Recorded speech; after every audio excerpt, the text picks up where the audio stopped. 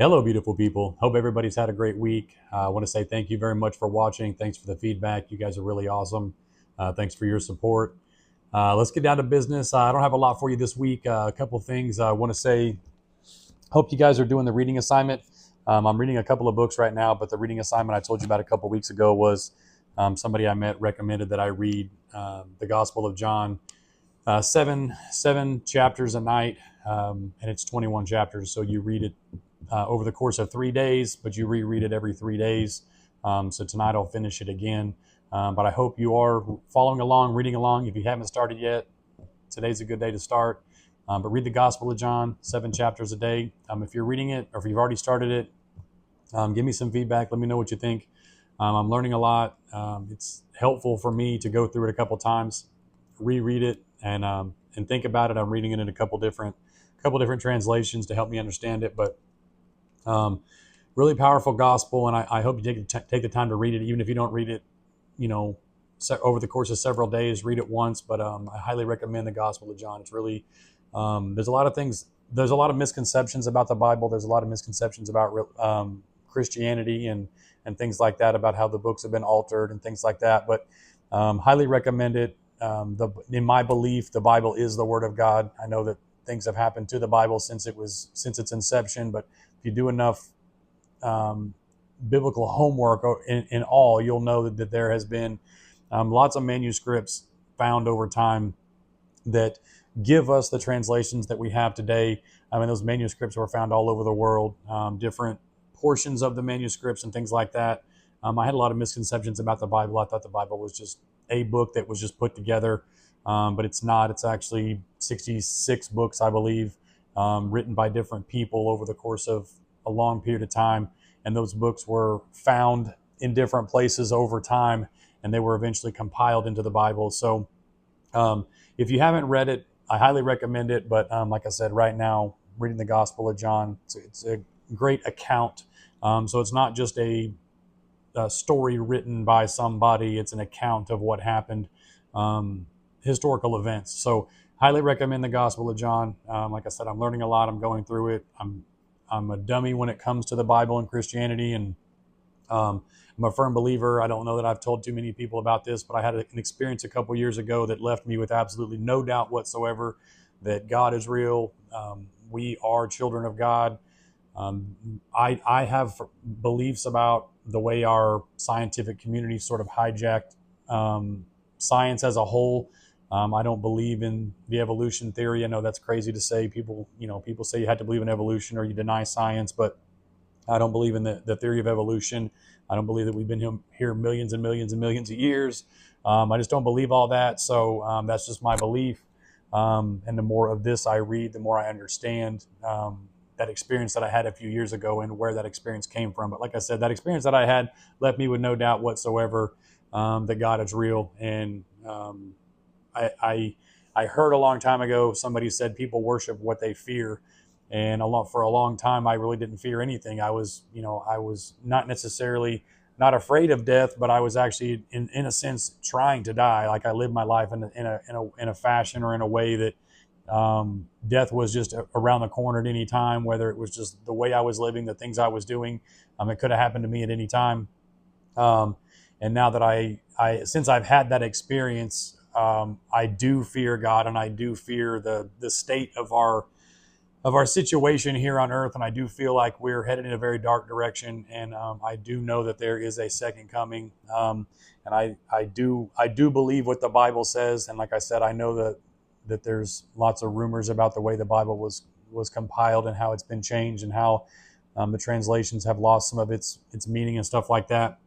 But I will tell you, I had a lot of misconceptions and things like that about the Bible because I had not read it. I just took what other people said about the Bible and accepted it as fact and never took the time to read it myself.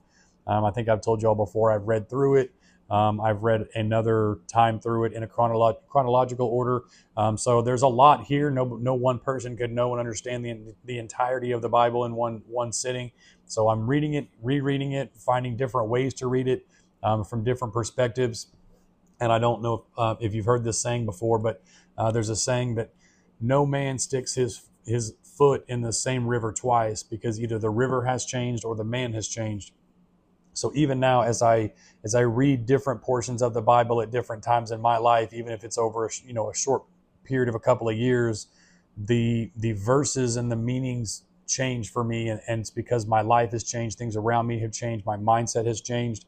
But like I said, it really leaves me with no doubt whatsoever. I mean, I consider myself open-minded about most things, but whether or not God is real is not something I'm open-minded about, and that was really due to that experience that I had, and that was before I read any of the Bible, really. But that experience that I had left me with no doubt. It's just something that there is no evidence out there that exists that could tell me or prove to me otherwise that God doesn't exist. So, and I think a lot of the scientific community now uses a lack of evidence as evidence, and I just don't think that's a very strong case for proving God isn't real, by saying, well, there's no evidence for this, so that means God's not real. And I just think that's a soft and weak argument. I think there's plenty of evidence out there that Jesus was a real person. He's a historical figure. What happened to him is, there's eyewitnesses, there's written down accounts, there's all this evidence that Jesus is a real person and what he says is true. So, like I said, I highly recommend it. Start with the Gospel of John. It's a great starting point. When you pick up the Bible, there's a lot there. It looks very, I guess, intimidating. Get a study Bible. This is a study Bible, so it gives you a little bit more context to the scenarios. But yeah, highly recommend it. You don't have to read it all at once. There's a lot to digest in here, but Gospel of John's a heck of a place to start, and it'll help you understand. Because I believe that there is a huge difference between knowing something and understanding something. And I try to find a way to express this or put an analogy to this, but it would be like watching or seeing a tornado on television or on the news. Like, that's a tornado. You have a pretty good idea of what that's like, but you don't really understand a tornado until you're like in one, until you experience one. And that's not something you can describe to somebody. So if I have been through and lived through a tornado, I'm going to have a very difficult time trying to explain what that's like to somebody else. And another example I use is drag racing. If you have never been to a drag race, especially like Top Fuel, something like that, watching it on television does it absolutely no justice. It's something that you need to experience. So there's a difference between knowing something and understanding something.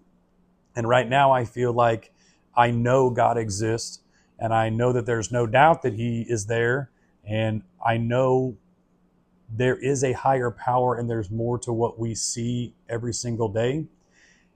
But my understanding isn't there. So that's why I feel like I need to read the Bible, is that just because I know that God's real doesn't mean I understand it entirely. And something I heard recently kind of made me rethink my relationship with God, because once you realize God is real, your mindset changes, your perception changes, the way you act, the way you think, everything changes once you know God is real. Your everything changes. And it may not be in an instant, it may be over time, but you reconsider a lot of what your life has been. Because I've been a non-believer most of my life, I reconsider a lot of my perspective. I think I've told you before that I was always one of those people. When I look around the world, I'm a pessimist, and I look around the world and I say, well, if this is the best that God can do, I just don't believe. I want no part of it. If I look around, I see pain and suffering and war and famine and starvation and children being hurt. Like, if this is the best God can do, then I don't want anything to do with it. And that was sort of my backdrop, my perception on religion or God or anything like that.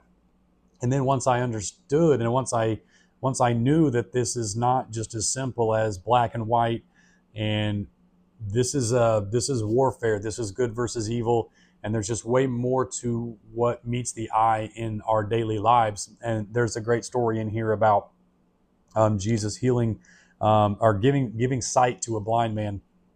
And the disciples, whenever they encountered this blind man, they asked, because I believe in that time, if I understand it correctly, I believe in that time that if somebody had a sickness, whether they were blind or crippled or paralyzed or had leprosy or whatever the case is, that if they had that, it was because of sin. And when the disciples and Jesus encountered this blind man, the disciples asked Jesus, why is he blind? Is it because of his sins or because of his parents' sins? And Jesus replied that it was neither. It was not because he was a sinner or because his parents were sinners, but he was born blind to prove and to show God's glory. And Jesus ended up giving this man sight.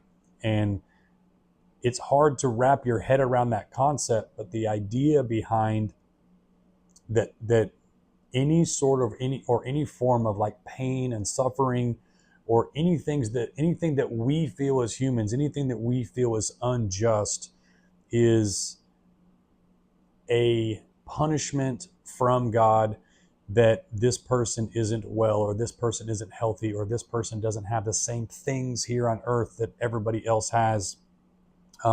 Sickness, illness, anything like that. And it's just really hard to get your head around the fact that in some way, these things are the way that they are for the glory of God, because God will solve all of these things. And we may not see it and understand it in this lifetime or in our lives, or right in front of our very eyes, but all of these things that we perceive as negative and all these things that we perceive as bad will turn out over the course of eternity to glorify God in one way or another. And because we don't see it and understand it right now, doesn't make it not so. And that's why I try to think about, like I said, when I think about, trying to explain a tornado to somebody, trying to explain drag racing to somebody, like, you just don't understand until you experience it. And when Jesus heals a blind man for the glory of God, Jesus healed him for the glory of God, but he was also blind for that to happen. The bad thing had to happen, or in our perception, the bad thing had to exist for God to get the glory. So just kind of rambling on about that. But like I said, it's just knowing and understanding is two completely different things to me. So like I said, I could not be convinced at this point in time. I even do a lot of homework on evolution versus young Earth. I guess that's the theory, is called young Earth now. But yeah, I even do a lot of homework on this, and there really is two completely different, it's like two parallel universes out here of belief systems. Though there's the Darwinian evolution theory, and to the best I understand, it's still called the Darwin evolution theory. And then there's the young Earth theory. There is still the idea, and again, my belief is that God spoke the universe into existence. He spoke everything into existence, and that is in John 1:1, that he spoke and the universe came to be. And when I look at the evidence for both of these things, the evidence leads me to believe that we live on a young Earth. And I think there's a lot of things that we don't understand and a lot of things that aren't explained, especially when it comes to the science. And it's very difficult for me when I look at the scientific community as a whole. Obviously, people are going to tell me I'm uneducated on the subject and I don't know enough to have an opinion, and that's fine. It's just very confusing to me when I look at the evidence for both sides, that it's almost like we can draw a hard line down the middle for believers and non-believers. And there's a couple of, salt and pepper on each side, but it's almost entirely a religious debate. It's almost whether or not you believe God created the earth or you don't. So maybe I'm looking at this evidence through that lens of belief. So I'm biased on the evidence that I read or I see or that I seek. So maybe I'm looking for evidence of young Earth, so I read more about it. So that's my belief system. There's a great book by Lee Strobel, I believe is his name, and the book is called, oh man, I'm gonna miss it. It'll come to me later, but it's a great book. Lee Strobel was it's a scientist, or maybe not a scientist, maybe he's a journalist. But he was an evolutionist. He was a non-believer, and he did his homework. And the book is about the path that he took to get to be a believer, and why and how he believes in a young earth now. So I'll think of that book in a minute. But it's a highly recommended reading if you're interested in that kind of thing. But yeah, so anyway, I'm just kind of rambling on now. But yeah, read the Gospel of John. It's fascinating. Read it again and again and again. I'm looking forward to reaching out to the gentleman that recommended that to me at the end of the month, and finding out what else he has in store for me, because I don't think for a second that it was an accident that him and I ran into each other. So we'll see where that goes. But yeah, I'm learning a lot reading through John over and over. There's a lot there. There's even some parts where I get kind of emotional, because if you are empathetic in the least, you can put yourself in certain situations and put yourself in a situation, and if you can just think and feel of what that might have been like at the time, and it's in a way, it's terrifying to think that that's who we are as humans, and how we are as human beings. But every word of it feels true. Every word of it feels like it's, and again, I know that there's, translation and writing and things like that, but yeah, every word of it, rings true for me, I guess is the best way to say it. But yeah, anyway, I'll quit rambling on about that. But yeah, highly recommend it. Jump in there. Don't be scared. If you've got any recommendations for me, I'm listening. But yeah, hopefully you guys are enjoying the reading assignment. And then also, I went back and watched last week's video, and I felt like I was a little bit harsh on my neighbor that was just trying to be nice to me and trying to help me out. So I didn't mean to come off in a way that I don't feel like I have anything to learn from people around me, or people are not trying to offer me good advice, or people are not, trying to help as best they can. So I didn't mean to sound that way. And I do humble myself, and I do feel like I have a lot to learn from people. And to me, it doesn't matter who that person is. It doesn't matter their background, their age, where they are in life, where they're going in life. Not too long ago, I was at work, and there was a girl that works there, and she had, I think it was at the time, it was like her 5-year-old daughter was there, and then there was a guy working there.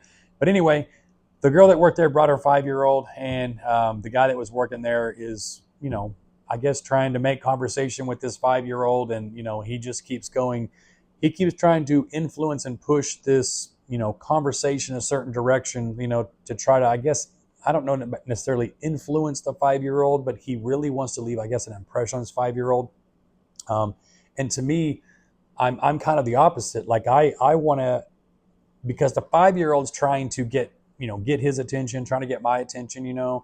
She's just being a 5-year-old, just exploring the world, figuring things out, telling the world her story, and telling the world how she sees and feels about stuff, whatever's going on in a 5-year-old's head, but she's coming in trying to, tell the world about her 5-year-old life. And this, 50-something-year-old guy is like shutting her down, trying to get her to see the world from his point of view, and I'm like disappointed in the whole interaction, because to me, like, I want to understand, and I want to see and hear and feel what the world is like from a 5-year-old standpoint. Like, I'm around adults all day long. Like, I'm around grumpy ass, mean people all the time. Like, so it's refreshing to be around a 5-year-old that's got like a completely different worldview and perspective. And I was just disappointed in this like short little 10 or 15 minute window that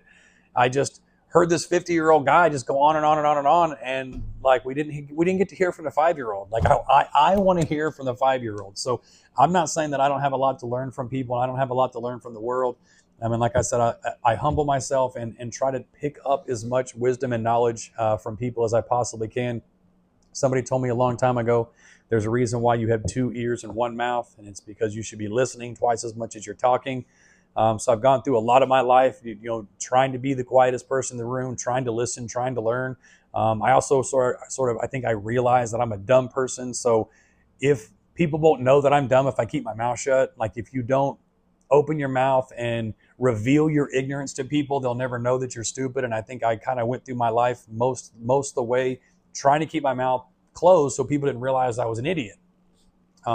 So now when I hear idiots talking, it's frustrating because then I feel like they miss their opportunity to be quiet and listen. And they miss their opportunity to be quiet and learn.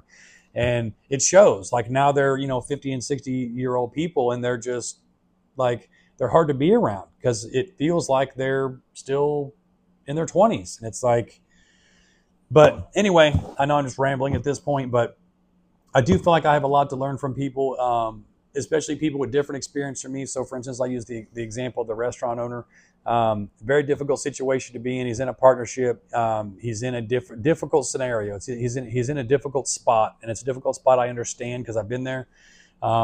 So he's got his own challenges, he's got his own difficulty, and he's doing his best as a neighbor. He's trying to be neighborly, and he's trying to offer advice. He's trying to um, offer advice the best he can, the best he knows, and he's not doing it malicious. He is in his heart to do a good thing, to say something nice, and he wasn't trying to charge me for advice or anything. He was just trying to be nice and be neighborly, and I was probably a little bit too hard on him with my last video, so I don't want y'all to think that I'm just some raging lunatic that's always beating up on people that are trying to help me. So I do see that he's got a good heart and he's coming from a good place, and I wasn't trying to beat him up or be mean or be rude. Like I said, it's just frustrating sometimes when it feels like some people don't look in the mirror before they talk, and I wish they would. But anyway, I don't have a whole lot for you guys this week. Like I said, I'll keep the video short, and I guess maybe I could ramble on a few more minutes. Time's good. But something else I've been thinking about a lot this week is I'm somebody that's on the fence a lot. I have a lot of difficulty making decisions, so I find myself on the fence a lot, trying to analyze scenarios, and I think I talked a little bit last week about trying to see the end of the road, trying to see the finish line before you even get started. But then when I do finally make a move, I usually make a drastic move, and it's usually too much. It's like I get slowly going down this direction for too long, and I sort of fall asleep at the wheel, and I get pulled off in this direction, and then I yank the wheel back this way, and I overcorrect, and it usually ends up being a problem. I usually cause an accident because I overcorrect a small mistake, or I get so hyper focused on a certain situation or a certain problem, like I said, that I overcorrect and I change too much too soon, and it causes a problem. But I don't know if this is something anybody else struggles with or has difficulty with, but I struggle with decision making. I struggle with what to do and when to do it and how to do it and how much and how little. And it's one of these. I'm certain that there's plenty of people out there that don't struggle with this, and maybe you're one of them. And if you've got like a secret or a key, I'd be open into listening to it. But I find myself stuck a lot because I'm trying to do too many things, and I'm doing so many things badly that if I would just focus on doing one thing, even if I wasn't doing 20 things badly, if I was just doing one thing poorly, it'd be better than doing 20 things poorly. So when I'm on the fence and when I'm undecided about things, I get this sensation of being overwhelmed. And when I get overwhelmed, I get frustrated. It just sort of spirals downward into this chaotic situation where I just snap and I just change everything, which is not the way to go. Like, you don't want to get to a point where everything's overwhelming and you change everything. So going through one of those phases right now, going through one of those situations right now where I'm getting pulled in a bunch of different directions, trying to figure out what's the right thing to do. I have a lot of people that are counting on me, and I want to make the best decision for everybody. So when I'm going through these phases, it's interesting how your mindset changes over time when these decisions or these times of life sort of present themselves, and how you consider other people in those equations. Because there was plenty of time in my life where I didn't think about what was in anybody's interest at all before I just did. I didn't even think about what was in my own best interest. Most of the time, like I said, I didn't even care if I was alive or dead. So my decision making wasn't even decision making. It was just reacting. I was just reacting to outside stimulus. So whatever situation presented itself, I was just responding, and not usually responding in a good way either. It was like I was looking for the most, the outcome with the most possible carnage. I was looking for the statement that I could make at the time that would cause the most sort of reaction. Usually whatever came out of my mouth was bad or negative or hateful or rude or mean, or funny in a way that it hurt people's feelings. I was very reactionary. So now I don't know if it's just age or experience or whatever the case is, but I'm trying to think before I react and trying to think before I take a risk and take on any sort of challenges. And now I've got to a point where I analyze things to death and I don't move fast enough. Like speed used to be my strength, good or bad. I could do 500 things and I might mess up 400 of them, but I at least did 500 things and 100 of them turned out really well. Well, now I've slowed my pace way down to where maybe I'm only doing 10 things and I'm probably doing 2 of them okay. So I've slowed down and I'm doing fewer things. I've slowed down, and my decision making is slowed down because I think about things longer. So I'm wondering if those decision making processes are taking so much longer because I'm trying to take into consideration too many factors and trying to make the outcome perfect for everybody. So it's just crazy how as life goes on, how your decision making process changes and how you consider other people more and more, when really at the end of the day, you have to make the best decision for yourself. But it's just so, like I said, it's just so strange when you think about so many other people and how everything you do affects other people, that in a way in your life you've created this spider web of connections, and every single one of those connections matters in a way, no matter how far out that connection may be. How important this web and these connection is, and every time you make a change and every time you move or change something, this web changes and these connections change. So anyway, I'll quit rambling for tonight. You guys are awesome. I really appreciate you. Didn't give you a lot of insight tonight. Nothing crazy, nothing amazing. But like I said, I really appreciate y'all for listening and watching. You guys are really incredible. I appreciate the feedback. And you guys have a great week. Love each other, and we'll talk to you soon. Bye.